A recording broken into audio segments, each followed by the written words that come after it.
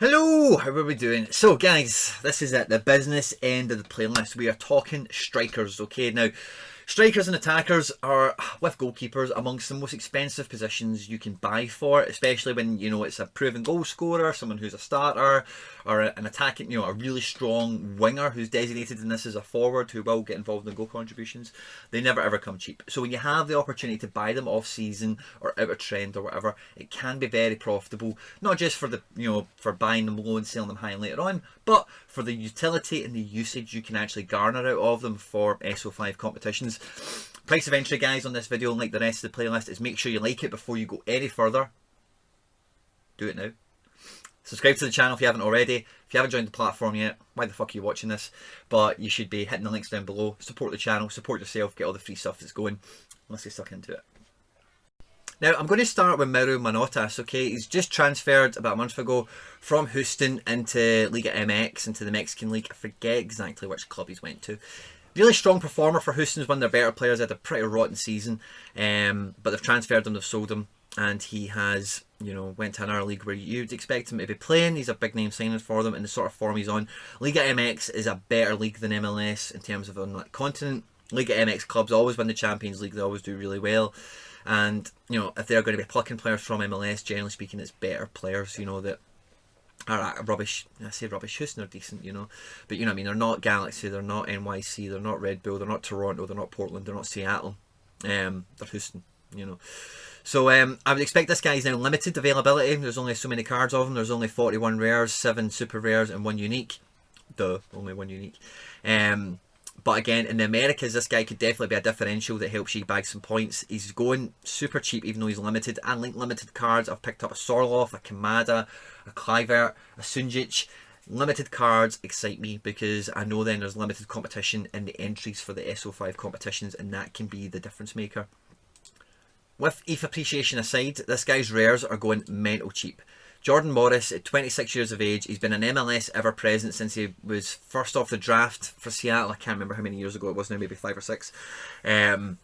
Seattle are a top end club. This, honestly, if you're thinking about buying an American player right now, an MLS player, at 166 on the secondary market, you're not going to get a better striker than Jordan Morris for that price. I can tell you that right now. He'll play every week. He has some potential for a transfer to Europe because he's still 26. He is a top end player in the league, and this guy regularly went for like half a coin or so. Let's have a look at the prices when he was in season. Yeah, look at that, around half a coin, no problem at all when he was in season and playing every game week. And as you can see, it dripped off a little bit just as the season tied up and it was just playoffs only and not as many fixtures. But when the league is fit and firing, this guy is a top end player, and to get him for, let's call it 75 quid is great price. Now, he will have a Miami card come out next year, but at the moment his Juventus card is going for 0.15. Higuain, yeah, he hit the ground running a little bit. You know, he got right into that Miami team. And Miami, like, what you need to understand, right, see with an expansion team like Miami, NYC, when they come in, Orlando, when they come in, Austin, that they've just come in this year, they are starting with no players. They have to assemble the whole fucking team. So Miami done that, and then they signed Matuidi and Higuain. And they both come in and did okay. They maybe just missed out. They got to like the prelim playoffs. They didn't go very far, whatever. But let me tell you, this won't be news to you. Players like Higuain in MLS will score goals for fun every game week. If he doesn't score 20 goals, I will be hugely surprised. If I had a hat on, I would offer to eat it as a forfeit.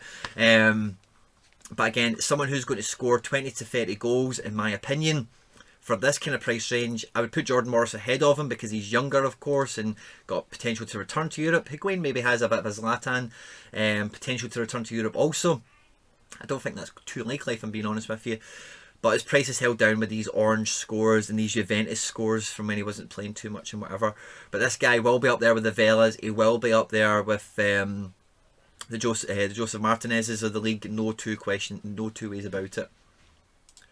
Rudy Diaz compliments your Jordan Morris and even the Gustav Svensson, if you've seen that video already as well. Very well. Seattle, I can't say enough, guys. Seattle were my first MLS club that I really supported. I've got family from that part of the world before NYC were invented.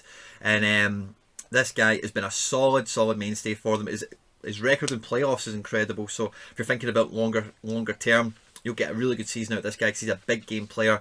And I can't say it enough, Seattle are always a stick on to get playoffs, they're always a stick on to go far.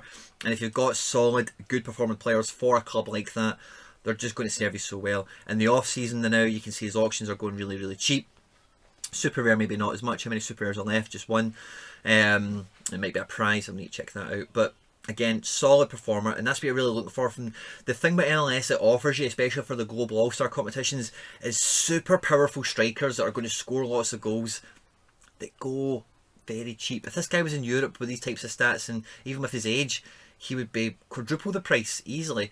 The reason he's so cheap now is it's off season, it's MLS. There's a lot of users on the platform that aren't that familiar, don't want to spend the time going into it. That's why I'm making these videos. Hopefully do a wee bit of the legwork for you. But yeah, this guy is definitely money well spent. Now, I'm biased, but again, if you feel comfortable buying names you're familiar with, you should know Jonny Russell's name, you know, from being around English and Scottish football for his career. And he's done it really, really, really well in America. Kansas actually became one of my favourite teams, getting on it SoRare. I love this guy. I love Pulido, who I think is next in this video anyway. But Jonny Russell is like an attacking winger. You know, he's going to be up and down the line. He's hitting crosses, he's hitting shots. He's one of the main players in the team. So these kind of red scores, are they sub-appearances? Yeah, 17 minutes. A lot of rotation times when they're trying to keep him fresh for the bigger matches, so I wouldn't let the Reds put you off at all. Very solid player, very cheap on the primary market if you can catch him, and in bundles and stuff like that. The bundles now are where all the value is with MLS. You can get some of these bundles for crazy cheap. Secondary market price isn't that bad, and even the super rare price is actually very appealing.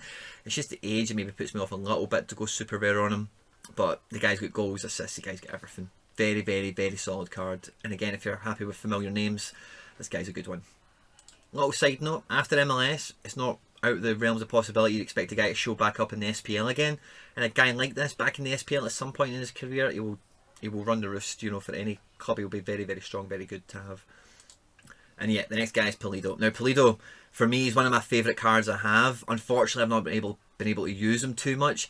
But this guy, I watched an interview with him, I can't remember when it was, but he talks like he's Zlatan a little bit because he's had a great record of winning leagues further down the continent, Mexico, maybe Argentina as well. No, maybe just Mexico, in fact. And he's just not really played too much. COVID restrictions, going away with the national team, coming back, wee bit of an injury, yada yada yada. I expect this guy to be one of the top strikers in the league this season. I am a little bit biased because I have him, of course. But the price you could pick him up for, I think, is a really good gamble on my prediction coming true. And again, if you don't have many MLS forwards, or you don't have any, and you're looking to kind of venture out, this guy, the price you can get him for, he's probably the best bang for buck we've got in this video, because you can get him so cheap because of all those DNPs that most people will just see and be put off by without knowing the story. So I would definitely recommend an Alan Pulido if you can get your hands on him. And the last guy we've got in this video is Gustavo Ball. Okay, now I didn't actually know too much about this guy or rate him too much until I watched a wee bit of the Revs in the playoffs and whatever. But this guy and Bruce Arena, I've spoke about, I think it was Andy Farrell in the Defenders video. Bruce Arena's got a good thing going at New England, and once these guys get settled in, which they kind of did towards the back end of the season, all the players are fit, you know, like Carlos Gil and a few of the other pieces that they've got in that squad. The guys get big scores in them. New England are not going to rip up trees. They're not going to go top of the league. They're not going to go and beat teams 4 and 5-0. But this guy will play every time he's fit. He will score well, as you can see. He'll be involved in goal contributions. He's very dynamic. You know, he can hit from range. He can hit headers, left foot, right foot. He's a good, solid striker. At 30 years of age, again, similar to a few of the other guys we spoke about in this video, like the Jonny Russells and Rudy Diaz's. When they get to that age, even Higuain, you've got a bit more certainty on what your return is going to be score-wise from a player like that. And again, the sort of prices you can get him on auction is just stupid crazy, you know. 20 quid, definitely worthwhile. As you'll see with the few Champion America forwards I've got a kind of blend of guys like Castellanos and Russell. Probably put Shelton in that category as well, that are regular enough starters. I know they'll play. Vela I got in a trade, very happy with that. I've just not had the chance to use him because of injury and whatnot.